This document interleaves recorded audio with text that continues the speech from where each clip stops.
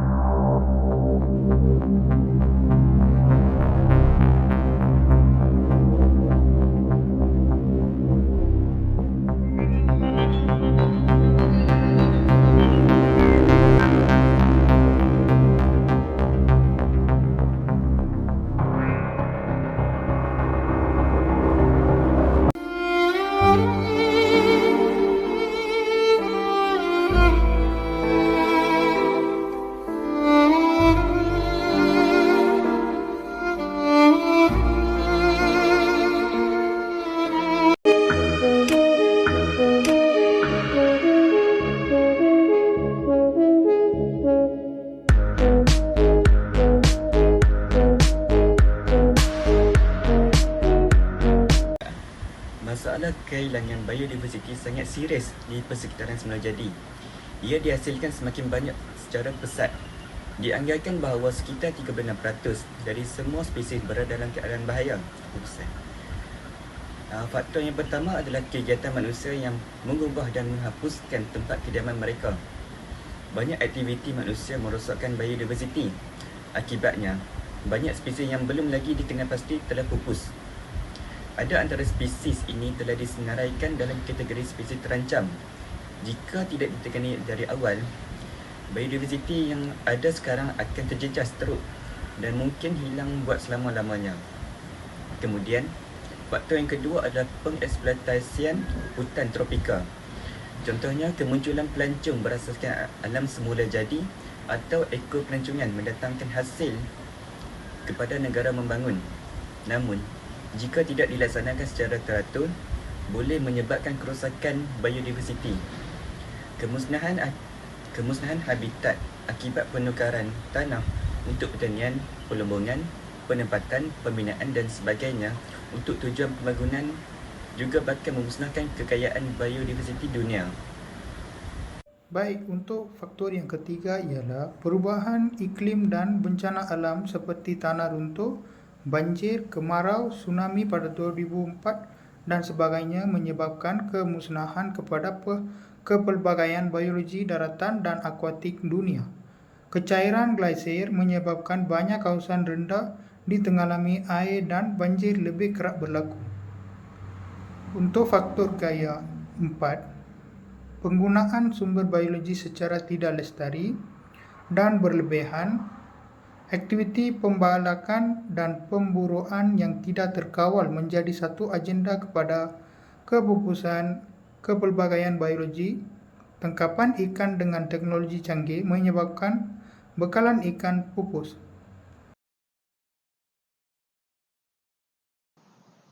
Terima kasih kepada Vinod Rajan.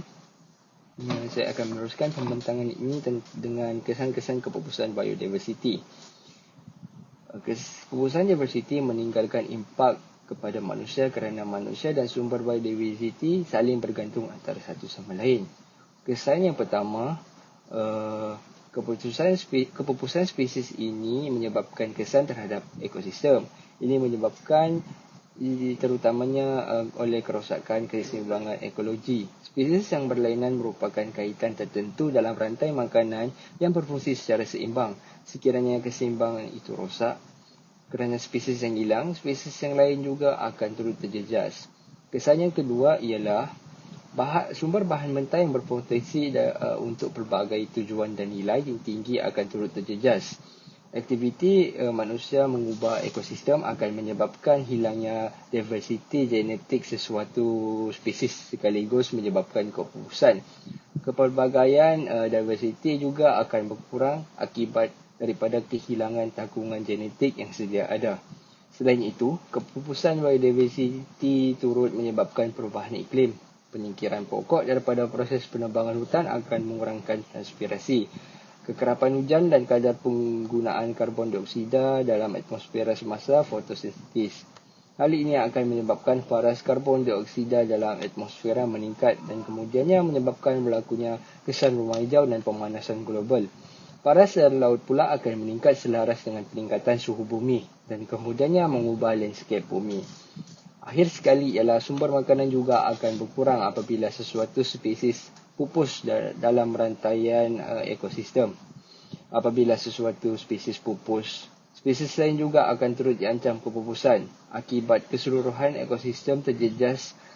Sebagai contoh, tumbuhan merupakan pengeluar utama yang diperlukan oleh haiwan herbivore sebagai makanan. Sekiranya tumbuhan ini hilang dari rantai makanan, keseluruhan ekosistem juga akan turut mengalami masalah sumber makanan mereka dan seterusnya akan mengalami kepupusan. Sekian, terima kasih. Assalamualaikum, saya Hakim saya pelajar Politeknik Sabang Prai. Boleh saya tanya beberapa soalan? Boleh. Okey. Soalan pertama saya, apakah yang Encik faham tentang biodiversiti? Apa yang saya faham berkaitan tentang biodiversiti ni tentang penjagaan flora dan fauna lah, tentang ekosistem dan hidupan laut. Oh, okey. Soalan kedua saya, apakah contoh biodiversiti yang Encik tahu? Contoh biodiversiti yang saya tahu, contoh macam hutan hujan lah. Itu saja. Itu saja. Okey, terima kasih. Assalamualaikum warahmatullahi wabarakatuh. Nama saya Awang Muhammad Yassin bin Ibrahim. Saya dari Politeknik Sabang Prai. Saya ingin bertanya kepada Encik tentang beberapa soalan tentang biodiversiti.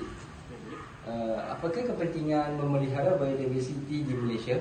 Okay, pada pendapat saya, biodiversiti ni satu khazanah yang tidak ternilai dan dia juga menjadi satu warisan kepada generasi akan datang.